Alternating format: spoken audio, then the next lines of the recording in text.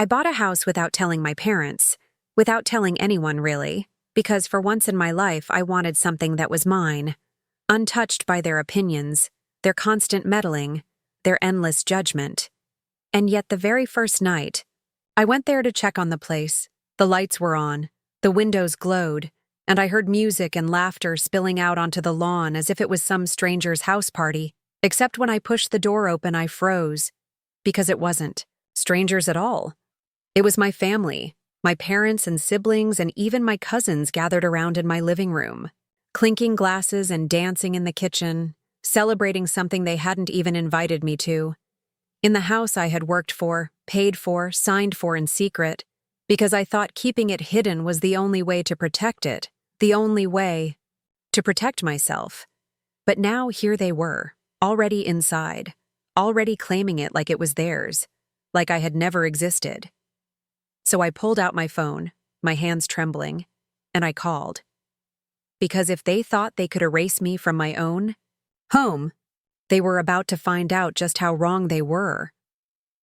The phone pressed against my ear felt heavy, my voice tight as I told the operator there were intruders in my house, because that's exactly what they were no matter what blood tied us. And as I gave the address, my mother's laughter carried down the hallway like an echo from childhood. The same laugh she used to let out when I tried to speak up, and she wanted to dismiss me as dramatic. And I realized with a sick twist in my stomach that nothing had changed. They still believed I was powerless, that I could be overridden, silenced, used whenever it suited them. But this house was different. This house was proof I wasn't theirs to control anymore, and the operator's calm reply grounded me, promising officers were on their way, while my brother's voice shouted for more champagne in the background as if they owned the walls around him, as if the mortgage had been signed with their names and not mine. And the rage that built inside me made me step forward, heels clicking against the floorboards I had chosen, into the very room where they all turned to stare at me as though I were the one who didn't belong. My mother's eyes narrowed first, sharp like she had been waiting for this moment, her lips curling in that half-smile that always meant trouble. And she raised her glass toward me as if I had just walked into a party she'd planned, and I was the guest, not the owner, while my father leaned back in the chair that I had dragged from the thrift store myself, his shoes planted carelessly. On the rug I had saved 3 months of paychecks to buy, and all I could think was how quickly they had taken what wasn't theirs, how natural it seemed for them to occupy a space I had fought for alone, as if boundaries had never existed between us. My brother, already half drunk, threw an arm around my cousin and shouted, "Look who finally decided to join," as though I'd been invited.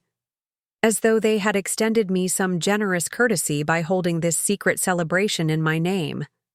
But the truth was written in the silence that followed, in the way no one offered to get up. No one apologized. No one even acknowledged that this house wasn't theirs to open, theirs to fill with bodies and noise, and my chest tightened as years of old memories clawed back. Birthdays they forgot, achievements they downplayed, money they borrowed, but never returned, the way I was always the afterthought, the scapegoat, the one they could use as a stepping stone to keep themselves above water. My mother finally spoke, her voice sweet but venomous. "You didn't really think you could keep something this big from us, did you?"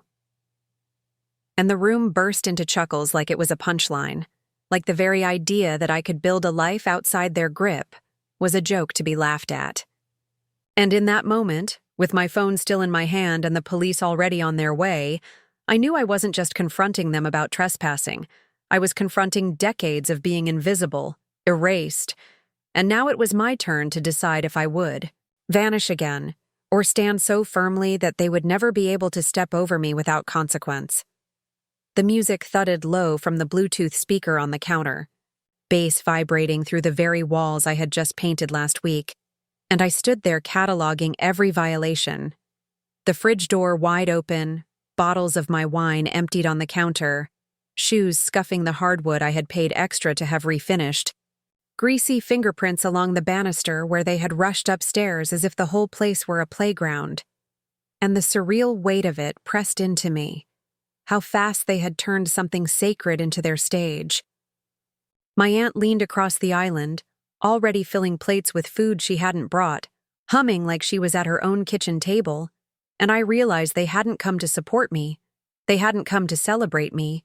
They had come because ownership was never mine in their eyes. It was always family property if I had it, something they felt entitled to swallow whole, just like they had swallowed my childhood savings, my time, my peace. I wanted to scream, but my voice came out quiet, measured, so different from the chaos inside me. This is my house. The room stilled for a moment, then laughter rolled in again, louder this time, filling every corner until I thought the walls themselves might crack. My father waved a dismissive hand. "You're being dramatic, sweetheart. We're just having a little get-together." But it wasn't little. The guest list stretched past blood relatives, neighbors who had never once checked on me. Even my sister's college friends crowded into the living room, snapping pictures and posting stories as though my hard-earned space was theirs to brand online. My mother set her glass down, her bracelets clinking, and she tilted her head with that look that had haunted me my whole life. The one that asked who I thought I was to demand respect, to demand boundaries. And for the first time, I felt the old fear drain away, replaced by a cold clarity. If they had broken into this house tonight, they could do it again. If they could dismiss my ownership now, they would dismiss every ounce of independence I had fought for. And I refused to let that happen. My phone buzzed in my hand, a message from the operator. "Officers en route." I locked eyes with my mother and said nothing, but my silence cut sharper than any shout, because behind me the sound of sirens was already approaching, and in their shocked faces I finally saw the cracks form, the realization that this time they had stepped too far, and this time the consequences wouldn't be mine to carry alone. The sirens grew louder, slicing through the laughter like a blade, and I could see the exact moment realization settled over them, the way my cousin froze mid-dance, the way my brother's grin faltered, the way my mother's eyes darted toward the front door, calculating her next move. My father was the first to speak, his voice rising with irritation more than fear. "You called the cops? On your own family?" He said it like it was the worst betrayal imaginable, as if breaking into my home, drinking my wine, and parading strangers through my space wasn't already the real betrayal. I steadied myself, gripping the phone so tightly my knuckles turned white, and answered with a calm I didn't even recognize in myself. "Yes, because you don't live here. You don't belong here." The words felt foreign and powerful all at once, each syllable heavier than years of swallowed pain. My mother lunged forward then, hissing under her breath so the others wouldn't hear. "Do you have any idea how bad this looks for us? For the family name?" And that was when it struck me. This had never been about me, never about supporting or celebrating me. It had always been about control, about image, about maintaining the illusion that they could step wherever they wanted without consequence. And suddenly I knew this house wasn't just a building. It was a line in the sand. The flashing red and blue lights splashed against the walls as officers pulled up, and voices inside the party fractured. Some guests hurried to gather their things, others whispered nervously, and my brother actually laughed like it was some kind of game. I stood tall, finally claiming the floor, my voice cutting through the noise. "You had no right to be here. You crossed the line, and tonight, you'll answer for it."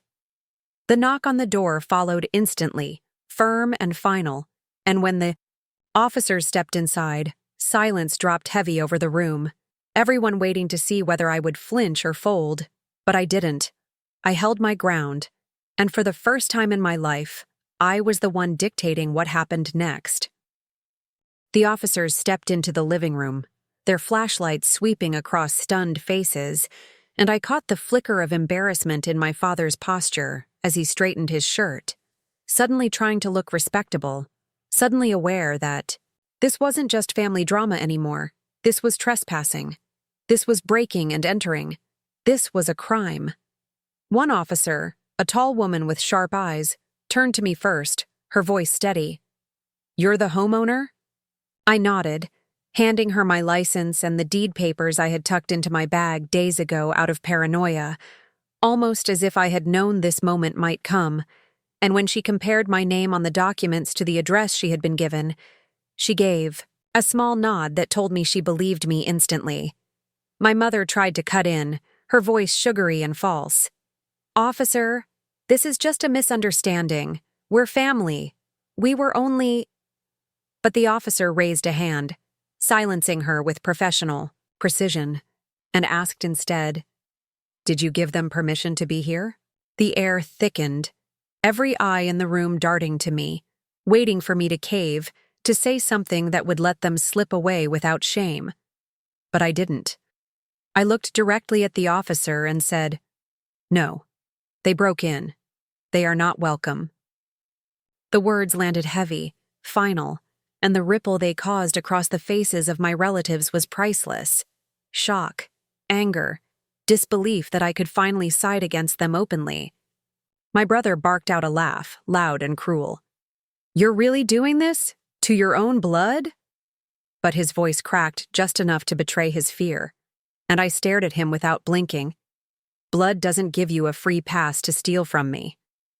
The officer gestured toward the door, telling everyone who didn't live there to leave immediately or face charges. And that was when the excuses started pouring out, frantic and pitiful, my aunt insisting she thought it was a surprise party. For me, my cousin whining that he was just tagging along, my sister accusing me of humiliating her in front of her friends. None of it mattered, because the officers were already moving them out, one by one, into the cool night air. As the crowd thinned, my mother lingered, her eyes burning into me, and whispered, "You'll regret this. Family is all you have." But as the door shut behind her and the music died, I finally felt the weight of truth press into me. Family isn't all you have. Not when family refuses to respect you. Not when family believes your life is theirs to own, and for the first time I felt a strange calm, like I had just taken back the piece of myself they had been trying to steal for years. The house fell into silence once the door shut behind the last of them, only the faint hum of the refrigerator and the muffled crackle of the police radio breaking the stillness, and I stood there in the wreckage they had left behind. Half-empty glasses littered across my counters, crumbs ground into the carpet, my curtains pulled crooked where someone had leaned too hard against the rod, and instead of crying like I might have in the past, I just breathed, long and steady, letting the silence soak in. The officer with the sharp eyes handed my documents back, her voice firm but kinder now. "You did the right thing. It takes a lot to draw a line like that, especially with family." I nodded, clutching the papers to my chest, realizing how much I had needed someone to say that out loud, to remind me I wasn't insane for protecting what was mine. When they finally left, the flashing lights faded down the street, and the shadows of my neighborhood folded back into stillness. I walked slowly through each room, surveying the evidence of what had just happened, the lipstick smudged on a glass in my bedroom where my sister had sat without asking, the wet footprints on my bathroom tiles from someone who had showered as if it were their hotel, the faint cigarette smoke in the backyard where my cousin had leaned against the railing. I'd stained myself, and every mark felt like a scar, a reminder of the lengths they would go to erase me from my own life. My phone buzzed with messages pouring in. My mother demanding I explain myself, my father telling me to call the officers back and fix the embarrassment, my brother sending strings of laughing emojis like this was all some grand joke, and even a cousin posting on social media about how ungrateful I was for kicking family out. I stared at the screen until my eyes blurred, then set it down face first on the counter, refusing to let their noise reclaim me. Instead, I grabbed a trash bag and started clearing out the glasses, the plates, the napkins, every last trace of their intrusion, and with each item I tossed, I felt lighter, stronger, more certain that this house wasn't just four walls, it was a promise I had made to myself, and tonight was proof that I was finally ready to defend it, even if it meant standing completely alone. The next morning, sunlight spilled across the hardwood, catching on the empty wine bottles I hadn't yet hauled to the recycling bin, and for a moment, I just sat at the kitchen table staring at the quiet, remembering how loud it had been only hours earlier, how their laughter and chatter had filled every inch like an infestation. My phone was buzzing again, this time with missed calls from my aunt and a string of texts from my sister. "You've ruined everything. Mom is furious. Dad says you'll be cut out if you don't apologize." The word apologize made me laugh out loud, sharp and bitter, because for once the absurdity was too heavy to swallow. Apologize for what? For buying a home with my own money? For daring to put up walls they couldn't knock down? I poured myself coffee in the chipped mug I had carried from my first apartment, and the simple act of sitting in my own kitchen, in silence, with no one to mock me for how I lived, felt like victory. But the quiet didn't last. By noon, the colleagues showed up again, not all of them, just my parents, standing on the porch like they owned the hinges of the door, my mother in her pearls, my father in his pressed slacks, both dressed as if appearances alone would erase last night. I let them knock twice before opening, standing tall in the doorway, blocking their view. My mother didn't waste a second. "We need to talk," she said, her voice low and sharp, the same tone she used when scolding me as a child. My father chimed in, "This can't go on. You embarrassed us in front of everyone. Neighbors saw the police. Do you understand the damage you've done?" And there it was again. Damage, embarrassment, shame. But none of it aimed at what they had done, only at the ripple effect on their reputation. I held the doorframe, steadying myself, and replied with a clarity that surprised me. "This isn't your house. This isn't your life. You don't get to walk in here anymore." My mother's lips thinned, her eyes burning, and my father leaned in close enough that I caught the scent of his cologne, that familiar reminder of a childhood filled with his looming shadow, and said, "You'll regret this. You'll need us someday." But the truth was, standing there in the doorway, sunlight on my back and the silence of my home around me, I realized I didn't need them, not anymore. And as I shut the door in their faces, the sound of the lock sliding into place was louder, stronger, more final than their voices could ever be. For days after that confrontation, the tension spread like a stain I couldn't quite wash away. Neighbors eyed me curiously when I took out the trash. Coworkers whispered when they thought I couldn't hear, and the messages from my family escalated into guilt-soaked ultimatums. "If you don't fix this, you're out of the will. If you don't fix this, you'll never be invited to another family gathering. If you don't fix this, you'll regret turning your back on us." The truth was, I had been out of their will long before they threatened it. Cut out emotionally the day I stopped letting them dictate my choices. And the so-called gatherings had always felt like cages disguised as dinners, where my silence was expected as the price of admission. Still, there were moments when their words clawed at me. Late at night, staring at the ceiling, I wondered if maybe I'd gone too far, if maybe calling the police had made me the villain in a story they would retell for years. But then I'd walk into my living room and remember the chaos, the invasion, the feeling of being erased in my own home, and the doubt would dissolve. Instead of answering their messages, I gathered receipts, screenshots of their posts mocking me, copies of the police report, photos of the damage left behind. I organized them into a folder labeled proof, because some part of me knew I wasn't done fighting, that their entitlement wouldn't end at a slammed door. And I was right. On the fourth day, I came home from work to find my back gate forced open, the latch bent, and muddy footprints across my deck. Panic surged hot in my chest until I walked inside and saw nothing missing, only the faint smell of my mother's perfume lingering in the hallway, like she had walked through just to remind me she could. That night, I installed cameras, every corner covered, every entry sealed, and as I tested the feeds on my phone, I felt something shift inside me. Not fear this time, but resolve. They had turned my home into a battlefield, and if they thought I would surrender, they had forgotten who I had become the moment I signed those papers. This house wasn't just mine. It was the line I would never let them cross again. 2 weeks later, the battle lines became official, not just in my heart, but in ink and law, because I hired an attorney, a woman with steel in her eyes who didn't flinch when I laid the story bare. Every intrusion, every threat, every post, they'd made mocking me for daring to stand alone.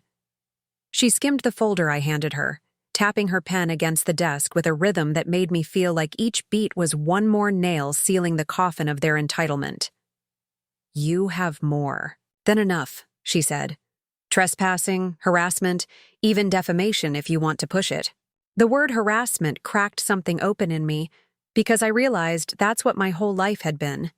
A slow, suffocating harassment dressed as family love, dressed as duty, dressed as obligation.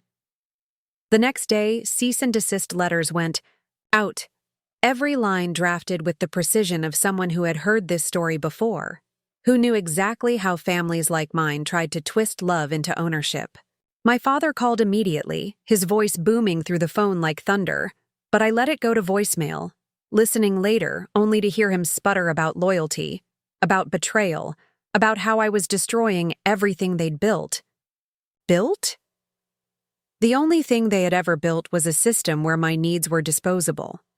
My mother tried a softer approach, sending me photos of old family albums, captions like, "Remember when we were happy?"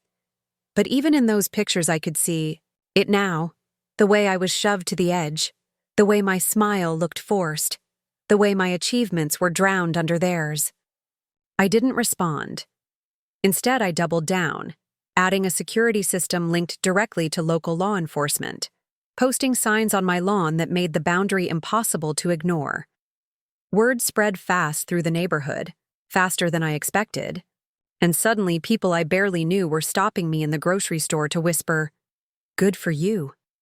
I've seen how they treat you."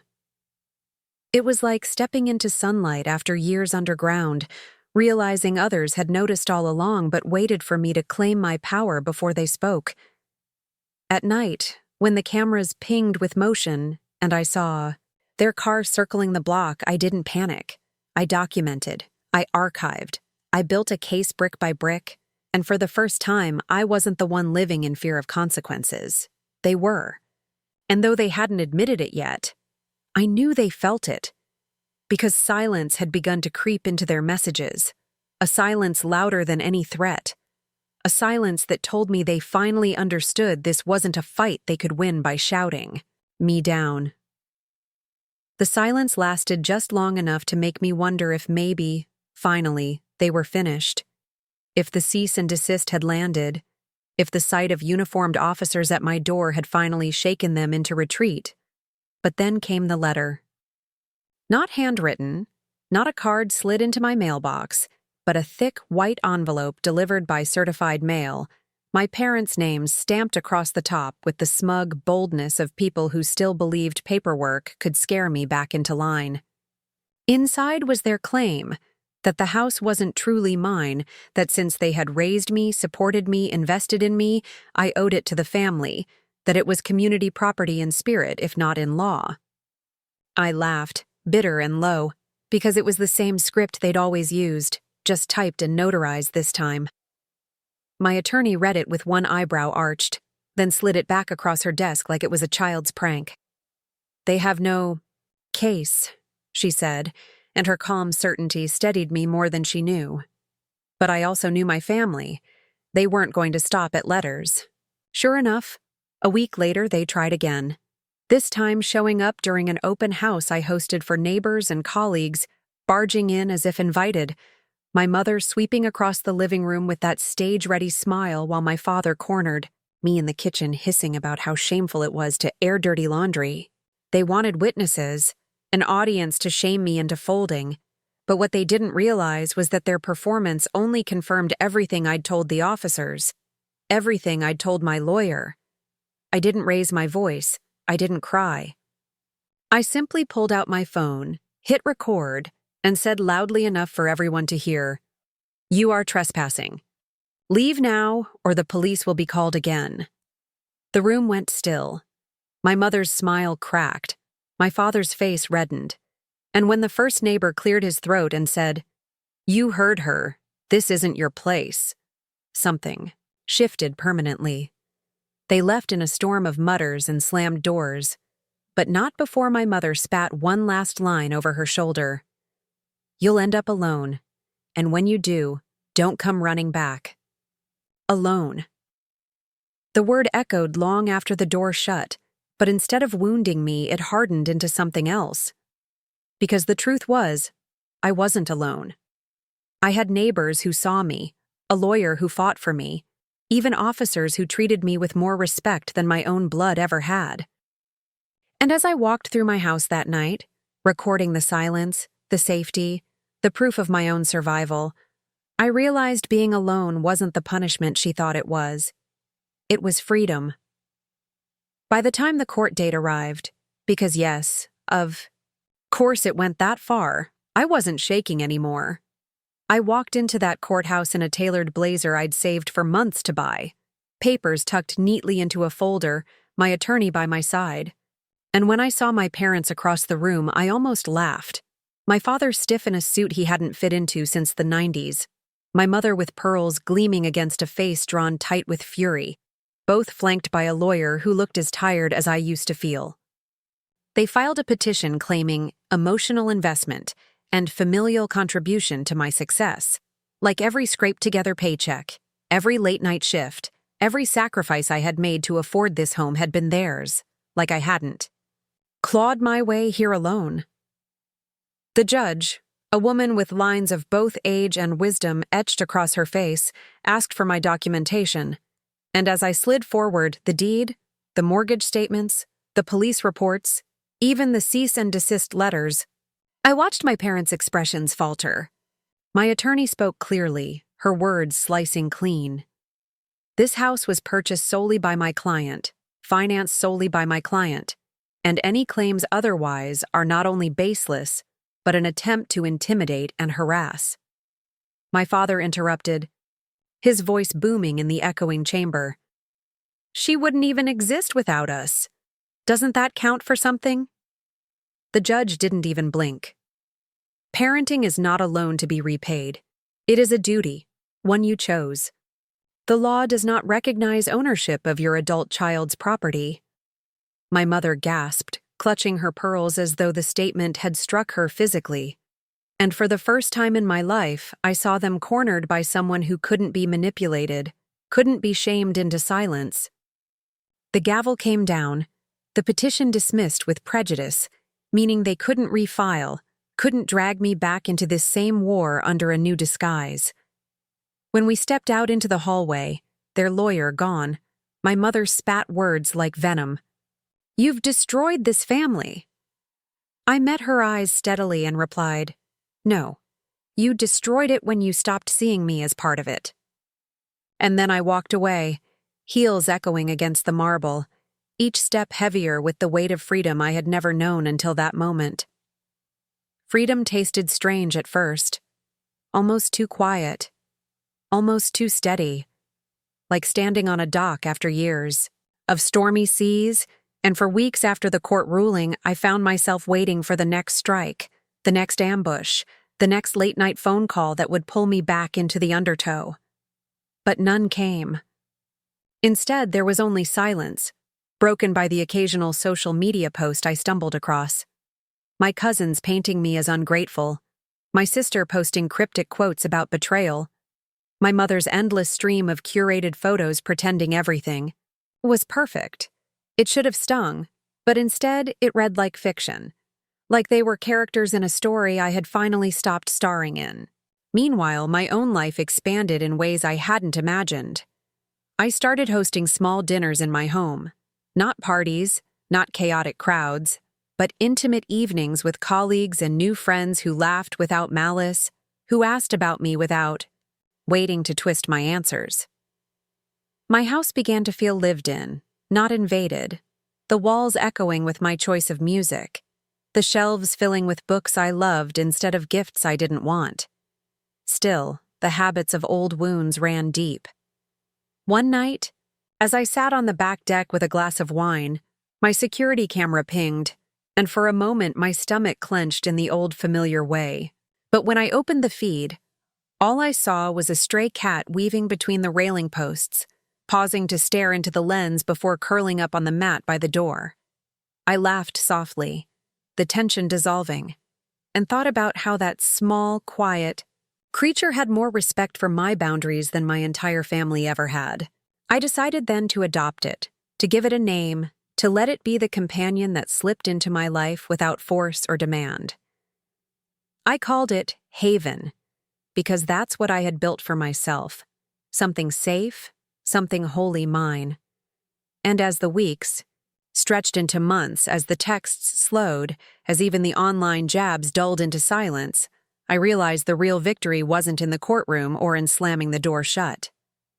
It was in the everyday moments of peace they couldn't touch, the coffee I brewed without judgment, the laughter I shared with people who valued me, the simple act of locking my door at night and knowing no one had the right to cross it. The final unraveling of my family's grip came quietly, not with another police visit or legal letter, but with an invitation. A glossy envelope slid under my door one afternoon, the kind my mother always favored, thick paper embossed with gold trim. Inside was a card for my cousin's engagement party, complete with directions to a country club across town, and scribbled in my mother's unmistakable handwriting was the note: "If you care about family at all, you'll come." For a long moment, I just stared at it, the weight of years of obligation pressing on me, that old instinct to cave, to show up, to sit quietly in the corner and pretend. But then I looked around, at the warm light spilling across the floors I had chosen, at the walls hung with art I had picked, at Haven curled in her spot by the window, at the life I had built without their permission, and I felt a calm certainty rise in me. I didn't owe them my presence, my silence, or my peace. I tore the card in half, dropped it into the recycling bin, and went back to stirring the pot of soup simmering on my stove. That night, as laughter drifted faintly from neighbors' porches, I thought about how many years I had wasted trying to earn a seat at their table when I could have been building my own. And here I was, finally, at a table I had built, surrounded not by blood that drained me, but by people I chose, people who saw me. The real revenge wasn't the police reports, or the court rulings, or even the slammed doors. It was the quiet, steady life they couldn't touch, the freedom to breathe without waiting for the next blow. For so long they had told me I would end up alone, that cutting them off would leave me broken. But the truth was clear now. I wasn't alone, and I wasn't broken. I was whole, standing in a house that was mine, living a life on my terms, and every breath I took in that silence was proof that I had won. Months rolled into a year, and with every season my house settled deeper into its role as sanctuary, its walls no longer echoing with the chaos of that night, but with the rhythm of a life I finally claimed. I planted a small garden out back, tomatoes, herbs, flowers that spilled bright against the fence, and each morning I'd step out barefoot, coffee in hand, watching Haven chase butterflies along the edges. It was in those quiet rituals that I understood the magnitude of what I had done, how extraordinary it was to live without the constant shadow of being watched, judged, corrected. My family had all but vanished from my daily life, their voices, reduced to distant rumors, like static on a channel I no longer tuned into. And yet, sometimes their absence carried a strange weight. I would pass the grocery store where my mother used to drag me by the arm, or see a car that reminded me of my father's, and for a second the old fear would flicker, then fade, just as quickly, replaced by the steady reminder that their power had ended the moment I chose to end it. The last attempt came on my birthday, a package left on my porch wrapped in my mother's signature paper, tied with her perfectionist ribbon. I carried it inside, set it on the counter, and stared at it for an hour, my chest tight with the temptation to open it, to see if it was apology or poison. In the end, I didn't need to know. I dropped it into the trash, ribbon and all, without ever peeling back the paper, because whatever it held couldn't outweigh the gift I had already given myself. Peace. That night, I lit a single candle on a cake I had baked, invited 2 friends over who sang off-key but with love, and when we laughed together, the sound filled the house with a warmth my family's noise had never given me. I thought back to that night when I first walked into my home and found them there, stealing, mocking, erasing me, and how far I had come from the trembling girl clutching her phone, whispering into the receiver. I wasn't trembling anymore. I wasn't whispering. I was alive, rooted, whole, and in the stillness of my own home, I finally understood. They had always feared this version of me, the one who didn't break when they pushed. And that was my revenge. Not anger, not punishment, but the undeniable truth that I had built a life they could never touch. As the second year approached, the story of that night at my house had faded into something of a whispered legend in my extended family, a tale they retold with twisted details meant to paint me as cold, selfish, ungrateful, but none of their words reached me anymore. Not where I was, not in the quiet strength I had built. I knew they wanted me to feel isolated, to believe their version of events. But the truth was, isolation had turned into independence, into friendships that were real, into neighbors who knocked on my door not to take, but to give. Fresh bread, advice about gardening, invitations to book clubs. My house became more than a fortress. It became a gathering place, a space of laughter and comfort, a reminder that family can be chosen. Still, sometimes late at night I'd lie awake, remembering the look in my mother's eyes when the judge dismissed their claim. Shock, fury, but also fear.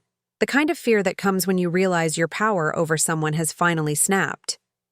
And I knew that was why they still circled me in silence, why they still sent the occasional card or message, testing the walls, because they couldn't accept that the hold they once had on me was gone forever.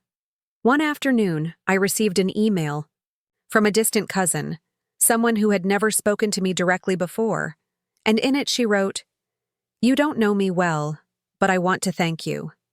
Watching you stand up to them gave me the courage to leave. They can't control us all."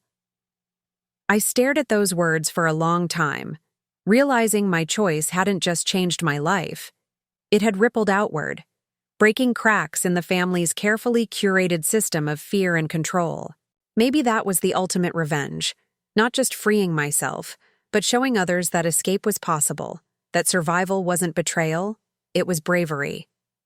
I never replied to the email, but I carried it with me, tucked into the back of my journal like a secret badge of honor. On evenings when I sat on the porch watching the sunset stretch gold across my yard, Haven curled against my leg, I would whisper softly to myself, "This is mine, my life, my peace." And every word was heavier, stronger, more permanent than any threat my parents had ever thrown at me. In the end, the greatest revenge wasn't anything the courts ruled or the police enforced. It wasn't the cease and desist letters or the neighbors who finally spoke up. It was the life I built quietly, day by day, that they couldn't infiltrate or control. There came a morning when I realized I hadn't checked my cameras in weeks, hadn't flinched at the sound of a knock, hadn't scrolled through my phone bracing for another storm of messages, and the freedom in that realization nearly brought me to tears. My house was no longer haunted by their footsteps or their voices. It had become mine in every sense, filled with books I loved, recipes I experimented with, friends who entered with respect and left with gratitude. Even the small scuffs on the floor felt like mine, proof of a life lived instead of a life stolen.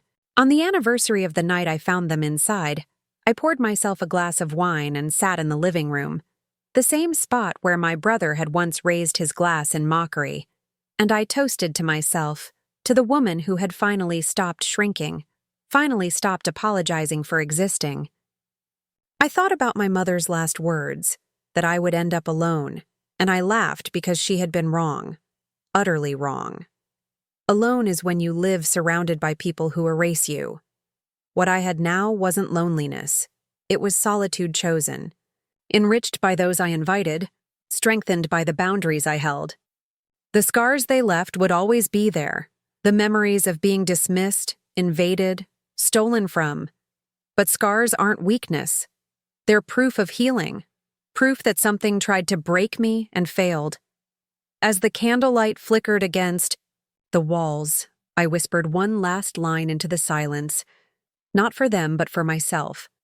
I am not yours to own, not yours to diminish, not yours to erase. I never was. And now, finally, you can never touch me again. And with that, I blew out the candle, letting the room settle back into darkness, knowing that the story was finished, the war was over, and the life I had fought for was only just beginning.